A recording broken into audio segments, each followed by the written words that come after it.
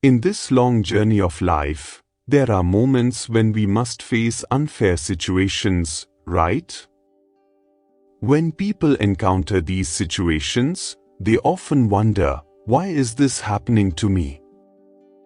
Why always me? Why am I in this difficult situation? Why am I treated unfairly? The first thing we must remember is that life is inherently unfair. The problem arises when we expect life, which is naturally unfair, to be fair. Imagine a serene morning in a peaceful village nestled among rolling hills. The villagers, content and hardworking, go about their daily routines, tending to fields, caring for their families, and sharing stories in the evening by the fire.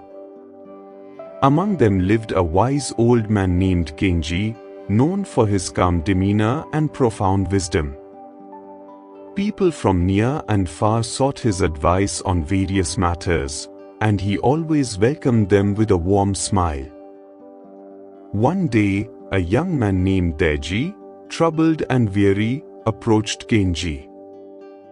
"Wise Genji," he began, his voice laden with frustration, "I am surrounded by unfairness. No matter how hard I work or how kind I am, I always end up in difficult situations. Why is this happening to me? Why am I treated so unfairly?"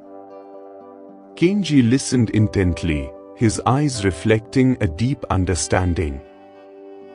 "Deji," he said gently, "life is like a vast ocean, unpredictable and sometimes harsh.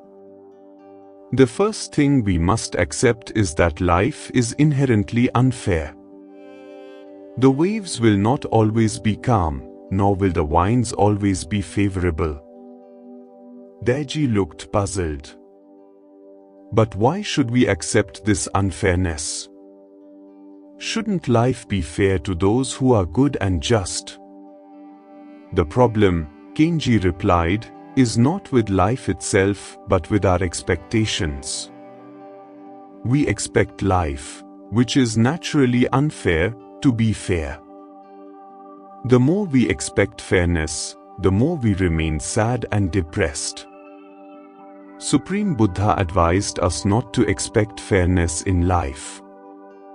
He said that whatever is in others' control is painful and that those who seek fairness will always be frustrated. As they spoke, Genji guided Deji to a small hill overlooking the village. The view was breathtaking, with fields stretching out to the horizon and a river winding its way through the landscape. "Look at the river, Deji," Genji said. "It flows smoothly in some places and harshly crashes against rocks in others. Yet, it continues its journey, unaffected by the obstacles it encounters. Our lives are much like this river." Deji watched the river, his mind slowly absorbing the wisdom in Genji's words.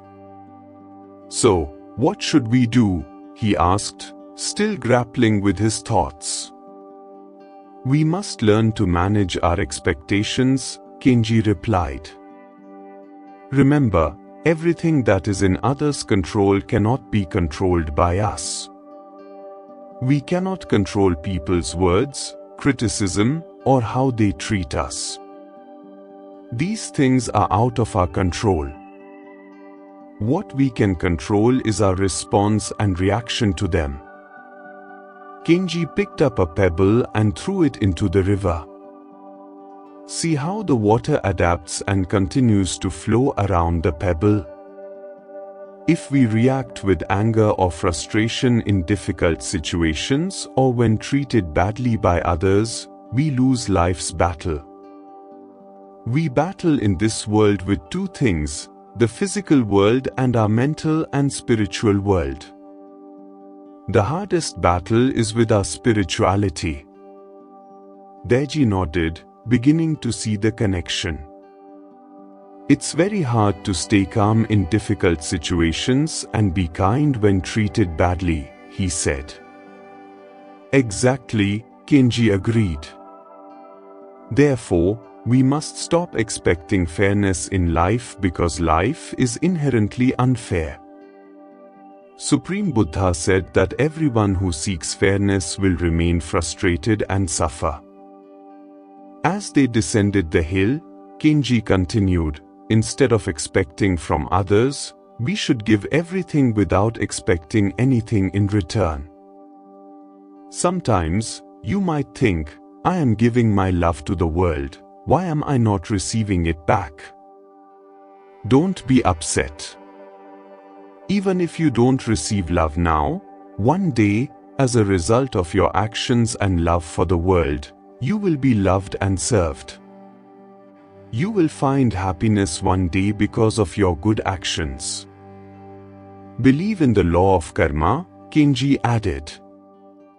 If you give something good, you will get something good in return. If you do something bad, you will receive something bad. So, keep your expectations low, don't expect fairness in life, and move forward by doing good deeds and being happy. Daiji felt a sense of peace wash over him. The wisdom Kenji shared was like a soothing balm for his troubled soul. He realized that while he couldn't control the unfairness of life, he could control how he responded to it. With a renewed sense of purpose, Daiji decided to embrace the teachings and live his life with kindness, patience, and a heart full of goodwill, regardless of the circumstances. Years passed, and Daiji became known for his calm and positive demeanor. He found joy in helping others, offering a kind word, and lending a helping hand without expecting anything in return.